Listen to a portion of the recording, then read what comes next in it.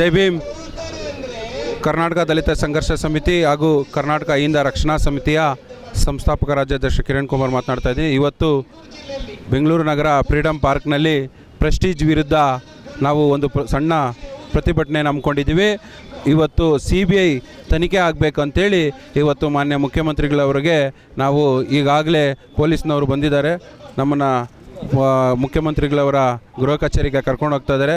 ಇದನ್ನು ಸರ್ಕಾರ ಮುತ್ಗೋಲು ಹಾಕ್ಕೊಂಡಿಲ್ಲ ಅಂದರೆ ಮುಂದಿನ ದಿನಗಳಲ್ಲಿ ಜಿಲ್ಲಾಧಿಕಾರಿಗಳವರಿಗೆ ಹಾಗೂ ತಹಶೀಲ್ದಾರ್ ಅವರಿಗೆ ಗೆರವು ಮಾಡುವ ಮುಖಾಂತರ, ಎಚ್ಚರಿಕೆ ನೀಡುವ ಮುಖಾಂತರ ಇವತ್ತು ಈ ಪ್ರತಿಭಟನೆಯನ್ನು ನಾವು ಹಮ್ಮಿಕೊಂಡಿದ್ದೀವಿ.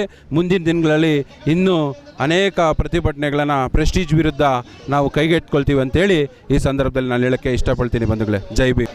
ಬೆಂಗಳೂರು ಸುತ್ತಮುತ್ತ ಈ ಪ್ರೆಸ್ಟೀಜ್ ಸಂಸ್ಥೆಯವರು ಮಾಡ್ತಾ ಇರ್ತಕ್ಕಂಥ ಭೂ ಹಗರಣಗಳೇನಿದೆ, ಆ ಹಗರಣಗಳ ವಿರುದ್ಧ ದಲಿತ ಸಂಘರ್ಷ ಸಮಿತಿ ನೀಲಿ ಸೇನೆ, ದಲಿತ ಸಂಘರ್ಷ ಸಮಿತಿ ಪ್ರೊಫೆಸರ್ ಸ್ವಾಭಿಮಾನಿ ಬಿ ಕೃಷ್ಣಪ್ಪ ಬಣ ಮತ್ತು ಅಹಿಂದ ರಕ್ಷಣಾ ವೇದಿಕೆ 3 ಸಂಘಟನೆಗಳು ಸೇರಿ ಇವತ್ತು ನಾವು ಒಂದು ಸಾಂಕೇತಿಕವಾಗಿ ಒಂದು ಧರಣಿ ಮಾಡಬೇಕು ಅಂತೇಳಿ ಇವತ್ತು ನಾವು ಫ್ರೀಡಮ್ ಪಾರ್ಕಲ್ಲಿ ನಾವು ಸೇರಿಕೊಂಡಿದ್ದೀವಿ.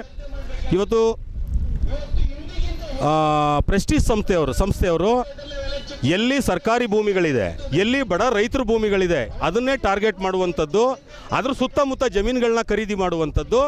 ಅದ್ರ ನಂತರ ಸರ್ಕಾರಿ ಭೂಮಿಗಳು, ಕೆರೆ, ಕುಂಟೆ, ಖರಾಬು, ಗೋಮಾಳ, ಕೆರೆ ಏನು ಬಿಡ್ದೇ ಇವತ್ತು ಸರ್ಕಾರಿ ಭೂಮಿಗಳನ್ನ ನಿರಂತರವಾಗಿ ಕಬಳಿಸ್ಕೊಂಬರ್ತಾ ಇದ್ದಾರೆ. ಇದನ್ನು ನಾವು ಎಲ್ಲ ಅಧಿಕಾರಿಗಳ ಗಮನಕ್ಕೂ ಕೂಡ ನಾವು 3 ಸಂಘಟನೆಯವರು ಎಲ್ಲ ಅಧಿಕಾರಿಗಳ ಗಮನಕ್ಕೆ ತಂದರೂ ಕೂಡ ಇವತ್ತು ಯಾವುದೇ ಅಧಿಕಾರಿಗಳು ಇದ್ರ ಬಗ್ಗೆ ಚಕಾರ ಎತ್ತಾ ಇಲ್ಲ, ಮೌನ ವಹಿಸ್ತಾ ಇದ್ದಾರೆ. ಕಂಡರೂ ಕೂಡ ಕುರುಡರಾಗಿ ಇವತ್ತು ನಡ್ಕೊಳ್ತಾ ಇದ್ದಾರೆ.